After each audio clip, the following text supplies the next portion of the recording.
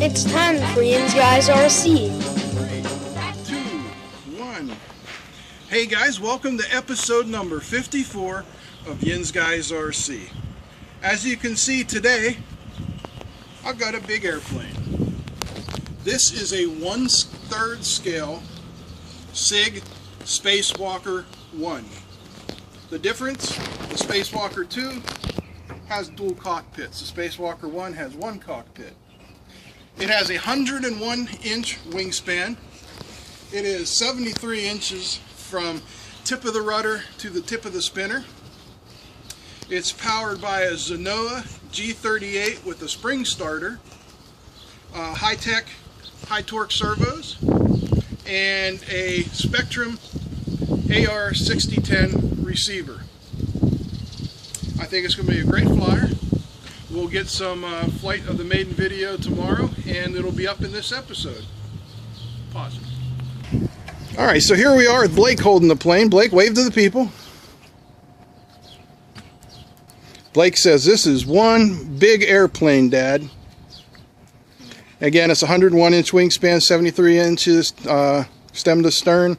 Zenoa G38 for power. It weighs about 25 pounds. And like I said, we'll fly it tomorrow. So that's all for this part. Here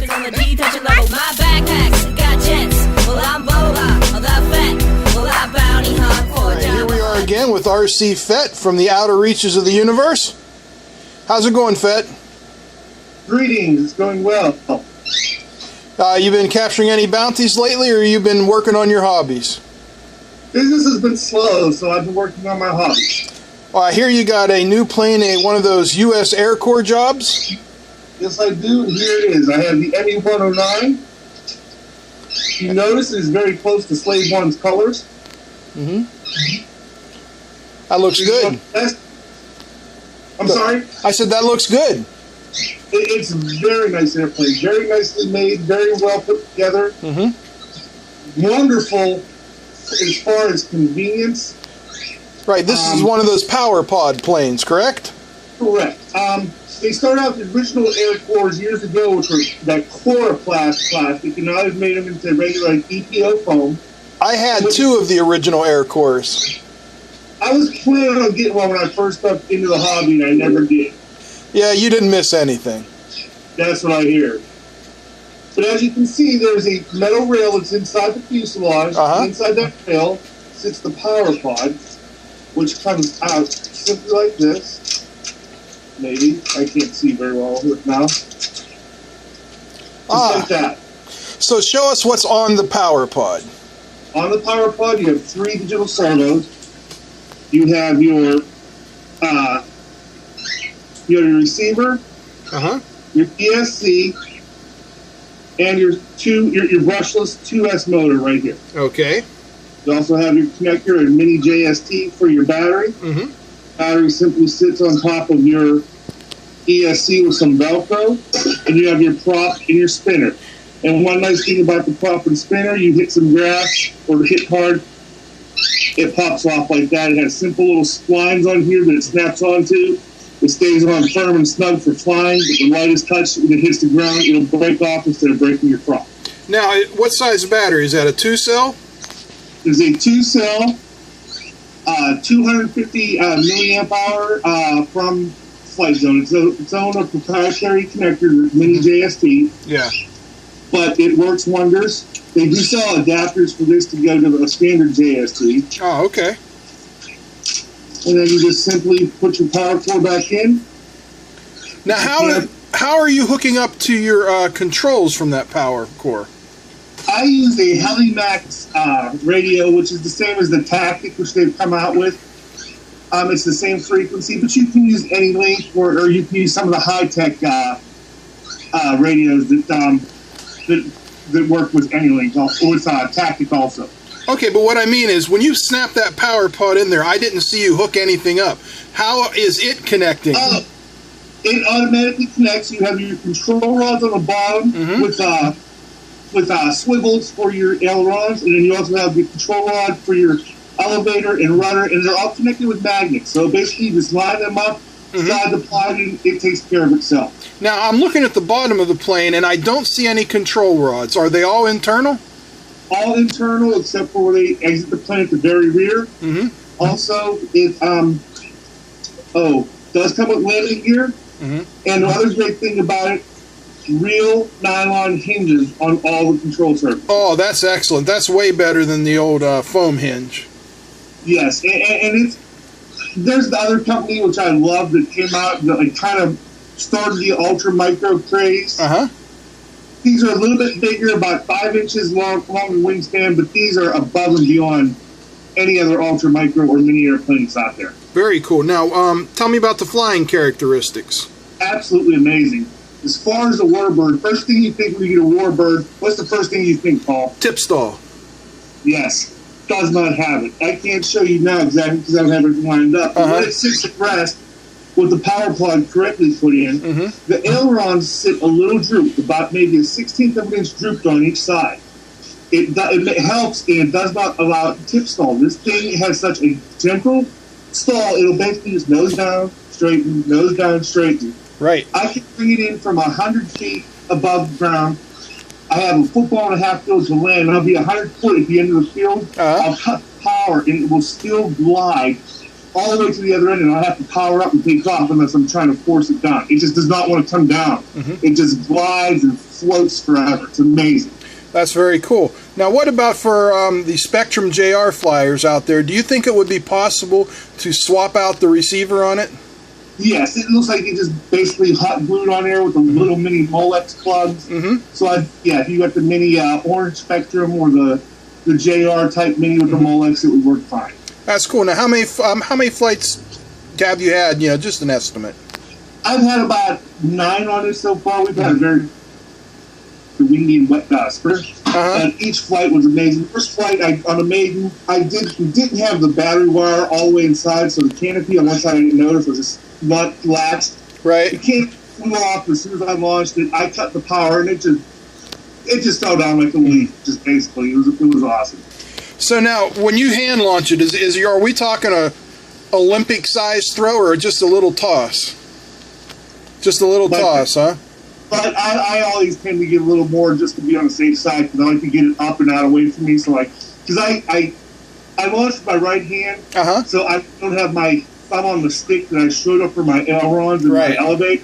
So I like to give it a good push just to make sure that it's out there and not going to hit into the ground. What I do with my hand launch planes is I program in a little up trim right before I launch them. And then you can trim it out as soon as you've got both hands on the controller. Same here, but I had an EDF jet that I scratch built that's not an EDF but a pusher, and it put a little bit of fear into me. It was just constantly rolling, so I just like to get it up high and out of the way. Well, that makes perfect sense. Did you bring anything else to show us today? Yes, one other thing. With the power setup that it has. Amazing scale-like flying. I mean, if you put it full throttle, it will just zoom and zip and go. Half throttle, you could do your lazy victory rolls, you can do barrel rolls, you can do aileron rolls. You can go vertical for a time and it will just stall out like real ME-109 and just kind of go up and then just come down. Rudder is a little anemic, but it was also on the real ME-109. Very cool. The same I have now. I'm waiting to see an RC Slave 1. I have that in mind, but I have no idea how to facilitate. Oh, that's very cool. Thank you. I've discovered the pink foam board from Home Depot, Lowe's. It comes in 2 foot by 2 foot squares, 1 inch thick. And instead of sandwiching or laminating white foam board from the Dollar Tree together, I take 3 sheets of it. I cut out a basic shape around it. In this case, it's a T28. And basically what I do is I just start getting a sanding block, a 3M sanding block, the medium fine, and I just start sanding until I get the shape of the aircraft that I want. And in this one here, I actually used magnets that I got off of eBay for 39 cents free shipping from China. Don't ask me how they did it. To hold the wing on. Well, that is very cool. I mean, that is an excellent profile of a T-28. That looks great. Thank you. It's just basically all free. I traced a rough trace, and then I just sand away, like doing a decoy or a duck decoy. Very nice. And the other thing I've started on here, well, here's my newest one. The Sky Angel Mini. Okay. It still needs to be painted. Amazon has it for $21.99. It's just the airframe itself. I have to put the rudder on. It came damaged, comes shipped horribly. Just a little cheap piece of bubble wrap around the fuselage and the wing. The wing was broken and replaced. Right. Here is another scratch build that I've been working on, again made out of pink foam. Oh, that is beautiful. Thank you. That is Eurofighter. Same thing. This one actually had 3 sheets of pink foam laminated together to give it the width of the body where the Eurofighter has it. It's mounted here. It actually has the strakes to channel the air from the canards over the wing. Right. So I'm not sure if I'm going to make this into a little 30mm EDF or pusher. I have for a little added nose weight since the battery's back. Put a field point for archery for an arrow in the nose, but it also looks just like the infrared sensor on the real point. Yeah, it does. I wondered what that was. And last but not least, I just broke a J-Power big Gripen. Gripping, yeah. 9. I still have to put the rest of it together and finish painting it, but that was $31 free shipping. Oh, that's awesome too. And you have a pusher on that one? Yes, I did install a pusher on that. Very good. So we'll see how they work. Well, I hope you'll get us some video of your maiden flights of these new airplanes. I don't do maidens. I do after the 3rd or 4th. Okay, that's smart. All right, well, thank you for joining us again today, RC Fett, and we hope to have you on it soon. You're welcome. Thanks for having me. Yep.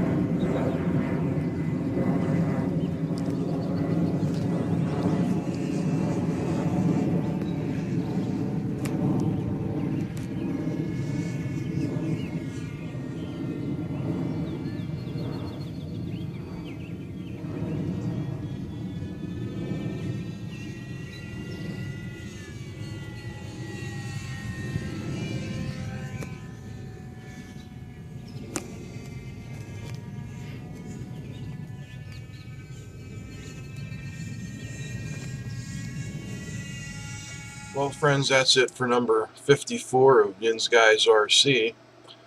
It was a rather emotional day yesterday, crashing the spacewalker into the trees on my landing approach, but it'll be fixed here in a couple of days. However, I did lose the Visionaire. I was working on a new trick where I come down unpowered, inverted, and at the last second roll to upright and land. I pulled when I should have pushed, so that's it for the spacewalker. I mean the Visionaire. But we'll be out again, and until I see you again, keep 'em flying.